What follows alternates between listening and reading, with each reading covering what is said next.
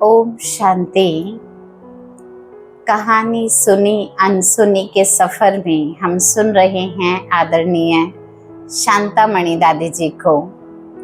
दादी जी के विषय में ब्रह्मा कुमार किशन दत्त भाई जी बताते हुए अपना अनुभव शेयर कर रहे हैं कि दादी शांतामणि जी एक महान तपस्विनी थी और उन चैतन्य मणि के सानिध्य में भाई जी का कई बार गहन शांति के प्रकंपन अनुभव करने का प्रयास रहता था।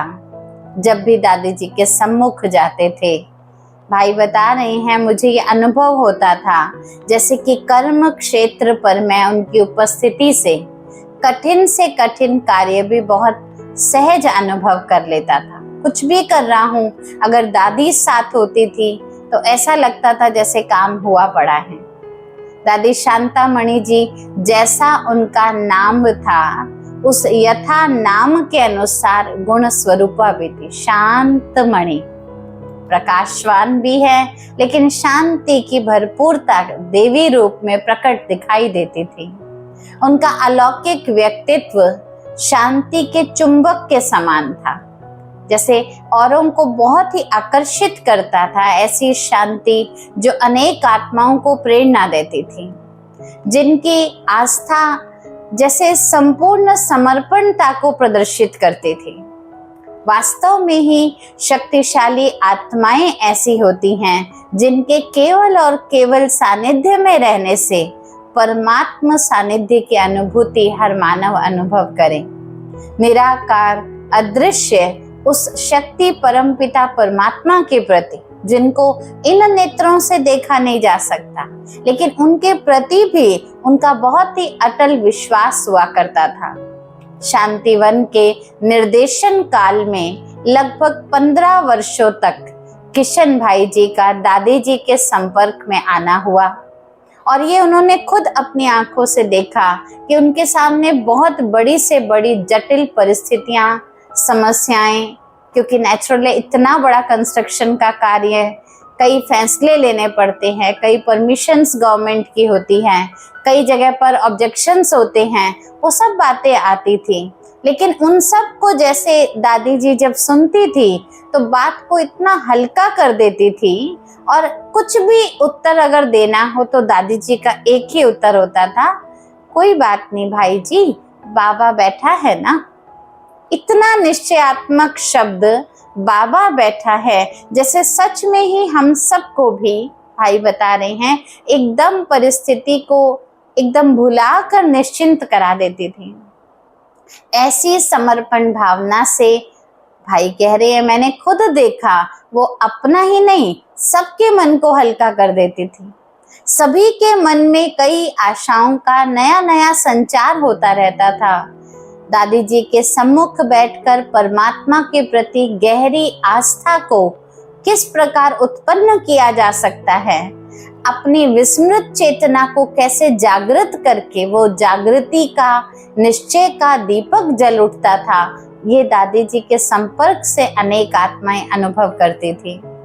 उनमें समाने की शक्ति तो ऐसी थी जैसे सागर के समान। भाई साहब दादी के विषय में बता रहे हैं, हमने कई बार देखा कि दादी शांतामणि जी का व्यक्तित्व सागर जैसा विशाल था। सिर्फ विशालता बेहद रूप की नहीं, लेकिन जैसे सागर में कोई चीज गई तो इतने तले तक चली जाती जो फिर उसको देखना असंभव प्रतीत होता। ऐसे दादी जी को कोई भी बात बताकर ऐसे निश्चिंत हो जाते थे जैसे अब ये कहीं लीक नहीं होएगी। समा लिया। उनमें समाने की जो अद्भुत शक्ति थी वो हर एक व्यक्ति को निश्चिंत करती थी। दिव्य बुद्धि की जो विशालता थी, अपने साथ कई दिव्य शक्तियों को उन्होंने अपने में समाया हुआ था।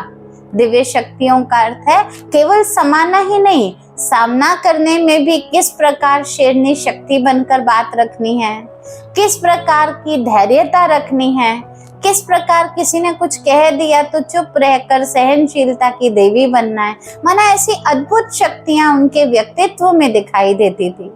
जब भी उनके सामने कोई बात आती थी वो उसे अंदर में स्वयं में एनालाइज करके, बात अगर कहने की है तो समय, स्थान, व्यक्ति के सामर्थ्य को देखकर बोलती थी। अगर नहीं कहने की है, यहीं के यहीं बात को बंद करके फुल स्टॉप कर सकते हैं, तो जैसे समा लेती थी खुद के अंदर ही। वो उसे स्वयं में भी ऐसे समाती थी जैसे सागर में कोई चीज जाती है तो ऊपर से गंदा नहीं दिखता, तले में पड़ा हुआ दिखेगा। तो दादी के चेहरे पर, मन में आप उनसे मिलेंगे, मैंने इनको अपनी कमी बताई थी, शायद दादी उसी भाव से मिलेंगी, नहीं। दादी का ऊपरी रूप, आंतरिक रूप, दिल की सच्चाई इतनी सागर जैसी स्पष्ट दिखती थी, ट्रांसपेरेंट एकदम। लेकिन कोई बात होती थी उसको सुनकर समा लेती थी और अनेक प्रकार की चीजों को देखते हुए भी साक्षी होकर समाती जाती थी। समय होने पर जरूरत है तो उसको बताती थी, और वो भी बड़ी विधि पूर्वक। देखते ही देखते अनुभव होता था जैसे बात तो कुछ थी ही नहीं। दादी के पास जाते ही बात अपने आप जैसे सरल हो जाती थी। उनके साथ कई बार ज्ञान चर्चा भी करने का भाई को सौभाग्य मिला। भाई बता रहे हैं कि विशेष निष्कर्ष उनका ज्ञान की चर्चा में रहता था कि बिंदु बनकर बिंदु बाप को याद करो, बस। अल्टीमेट कोई भी पॉइंट आप पूछेंगे, दादी जी घूम फिर के उसी पॉइंट पर आती थी। अच्छा, ज्ञान का सार क्या है? बिंदु है ना, बस बिंदु समझो, बिंदु बनकर बिंदु को याद करो, इसमें ही सब सार आ जाएगा। वो कहती थी यही एक मुख्य चीज है, ज्ञान से बड़ा है योग। ऐसा कहकर वह योगी बनने की प्रेरणा देती थी। माना ज्ञान की गहराई में उलझो नहीं, उलझ कर अगर हम पॉइंट ही क्लियर करने में लग जाएंगे तो ताकत कब लेंगे? जैसे कोई भोजन देते हैं ना, कब बनाया, कैसे बनाया, किसने बनाया, कहाँ से लाया, ये पूछने से कोई पेट थोड़ी भरेगा।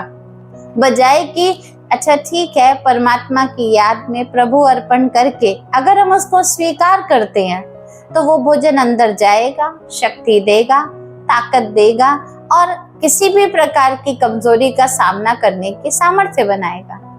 तो दादी जी का भी ये ध्यान रहता था कि ज्ञान चर्चा बहस के रूप में ना चली जाए, टाइम वेस्ट ना हो, बजाय कि ज्ञान की पॉइंट उठाकर चिंतन मंथन करते हुए बाबा की याद में योगी जीवन बनाए अपना। तो योगी बनने की प्रेरणा देती थी। कई बार सेवा के बहाने भाई को कहीं बाहर जाना भी होता था, तो जब कहीं जाने के लिए दादी जी के पास आकर छुट्टी लेते थे तो कभी भी दादी तुरंत रिएक्शन कर दे या प्रश्नों की झड़ी लगा दे, क्यों जा रहे हो, क्या जरूरत है, नहीं। बड़ी मीठी रूहानी दृष्टि देते हुए, मुस्कुराते हुए ये कहकर छुट्टी देती थी, अच्छा है सेवा के लिए जा रहे हैं ना, तो सेवा के लिए छुट्टी मिल रही है, उसके के लिए कोई मना नहीं है। आपको सेवा के निमित्त बनकर सेवा करनी है, निमित्तपन कभी मत भूलना। और जब सेवा कर रहे हैं तो ख्याल रखना, मुझे इस सेवा से बाबा का नाम मशहूर करना है। यानी सेवा भी करो, निमित्त भाव भी रखो, लेकिन उस सेवा में भी भगवान प्रत्यक्ष हो जाए, ये आपका लक्ष्य जरूर रहे। ऐसे ही दादी जी को भाई जी बता रहे हैं, मैंने बड़ा अनासक्त भाव देखा है। कई बार कई ऐसी परिस्थितियां आई थी जो ऐसा लगता था वैचारिक रूप से, माना विचारों में भिन्नता आ सकती है, मेरा सोच अलग है, उनका सोच अलग है, मेरी भावनाएं अलग है, उनकी भावनाएं अलग हैं, तो शायद इन वैचारिक या भावनात्मक रूप से अनासक्त रूप से कैसे स्थिति निर्माण हो जाती है, ये हमने दादी जी के जीवन में देखा। अंतर होते हुए भी अपना स्वार्थ कभी नहीं देखती थी। क्या देखा कि अंतःस्थल में, माना जो आंतरिक रूप से दादी जी का मनोस्थिति हुआ करती थी, वो तनिक भी आसक्ति रूप से स्पष्ट नहीं होती थी। हर घड़ी ऐसा लगता था ठीक है, जरूरत होगी तो आ जाएगा। अच्छा, कोई चीज नहीं मिली तो दादी जी का रिएक्शन क्या निकलता था, शायद बाबा के अनुसार इसकी मुझे जरूरत ही नहीं थी। ऐसा नहीं है कोशिश नहीं करी, कोशिश करी, लेकिन कोशिश करने के बाद अगर नहीं मिली तो कभी भी कंप्लेंट वाला फॉर्म नहीं होता था, एकदम अनासक्त, जैसे आसक्ति स्पर्श भी नहीं करती हो तनिक मात्र भी। दादी जी का ऐसा स्वरूप था और सदा ही सर्व प्रकार के जो भी विरोध होते थे उनसे भी दादी कभी भी प्रभावित नहीं हुई। अपने अंदर कभी भी किसी भी प्रकार की ऐसी कोई भावना विरोध की उन्होंने पनपने नहीं दी। बड़ी ही हर परिस्थिति में धैर्यता धारण किए हुए दादी रहा करती थी। उनके द्वारा कभी भी किसी भी बात में प्रतिक्रिया मिली हो ऐसा आज तक किसी ब्राह्मण ने आभास नहीं किया। नाम ही सुना ना, शांतामणि, एकदम शांत, प्रभावित तो होकर एकदम जैसे प्रतिरोध में आ जाना या कोई प्रतिक्रिया ने रिएक्शन दे देना, ऐसा दादी जी का स्वभाव ही नहीं था। एक बार भाई बता रही है, मैंने उनके पास जाकर दादी जी को बोला, दादी जी फला व्यक्ति ना ऐसी ऐसी बात कह रहा है, मतलब किसी की बात एक शिकायत के तौर पर नहीं लेकिन इंफॉर्मेशन के तौर पर भाई ने दादी जी को बताया। तो दादी जी ने तुरंत समझाया, देखो वो तो छोटे हैं ना, आप तो बड़े हो, तो आपको ऐसा नहीं कहना चाहिए। छोटे तो बड़ों को कह सकते हैं ना, अपने दिल की बात कहाँ सुनाएंगे, लेकिन बड़ों का काम है समझना और समा लेना।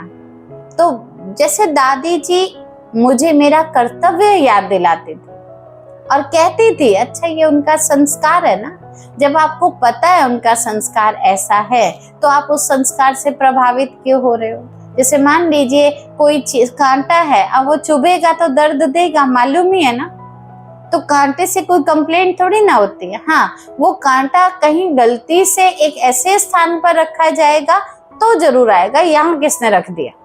तो दादी जी कहती थी, जब हमें मालूम है ये उसका संस्कार है तो मुझे ये भी तो मालूम है मेरा क्या संस्कार है। उसने तो ऊंचा बोलना है, उसने तो गलत बोलना है या कुछ प्रतिक्रिया देनी है, लेकिन मेरा संस्कार क्या है, मुझे शांत रहना है। तो मैं जब वो अपना संस्कार नहीं छोड़ रहा, दादी कहती आप अपना संस्कार क्यों छोड़ते हैं, आप अपने स्वमान में रहें। अपने स्वमान में रहकर एक रस रहकर अगर हम वार्तालाप में आएंगे तो कभी भी विचार भेद हो ही नहीं सकते हैं। और उनको ऐसा कहते देख कर ही ऐसा लगता था बात समझ में आ गई और बात तो बड़ी है ही नहीं, एकदम हल्की हो जाती थी। वो बात मेरी बुद्धि से भाई बता रहे हैं ऐसे भूल जाती थी जैसे कभी कुछ हुई नहीं है। नहीं तो तब तक पकड़ रखी थी, इसने मुझे ऐसा कहा क्यों, इतना छोटा सा है मुझे ऐसा बोलता है। लेकिन जैसे ही दादी ने कहा वो छोटा है आप तो बड़े हो ना, वो ऐसा बोलता है आप तो चुप रह सकते हैं ना, बस ये बात ऐसे समझा ली अपने आप को जो अब याद भी नहीं आ रहा इसने मुझे कभी ऐसा कहा। यानी समझ की भी इतनी गहराई क्लियर होनी चाहिए। इस प्रकार भाई बता रहे हैं, मैंने देखा दादी जी की स्थिति सदा ही निंदा हो स्तुति हो, मान हो अपमान हो, लाभ हानि जय पराजय, हर परिस्थिति में दादी की स्थिति एक रस रहा करती थी। दादी शांतामणि जी का जब देह त्याग के अंतिम दिन थे तब भी आत्म जागृत स्थिति में दादी रहा करती थी। भले तन जैसे बीमार है या तन जैसे अपने पुराने हिसाब किताब चुकतू करने के लिए बेड पर है, लेकिन आत्मा बड़ी जागृत है। सब मिलने आते थे, जो भी आत्माएं कोई किसी भी टाइम पर आ रहा है, दादी जी सबको बहुत मीठी आत्मिक दृष्टि देती थी। उन्हें देखने से ऐसा लगता था जैसे देह और देह की दुनिया की चेतना एकदम भूल ही गई है। माना हमें खुद नहीं याद आ रहा कि मैं शरीर हूँ, मैं फलां व्यक्ति हूँ। कभी इच्छा होती भी थी किसी को हम दादी को बताएंगे, दादी आप हमारे यहाँ आए थे, आपको याद है, जाते थे मिलने, तो देह ही नहीं याद तो क्या दुनिया की बात याद रहेगी। जैसे प्रकृति की बातों से एकदम न्यारी विस्मृत, बस चैतन्य शक्ति में आत्मा हूँ, यही स्मृति दादी की रहती थी। ऐसा लगता था जैसे संपूर्ण आत्म जागृति का स्वरूप दादी में दिखाई दे रहा है, एकदम जैसे उस संपूर्णता के समीप पहुंच गई हैं। और वास्तव में योग तपस्या का फल तो यही था।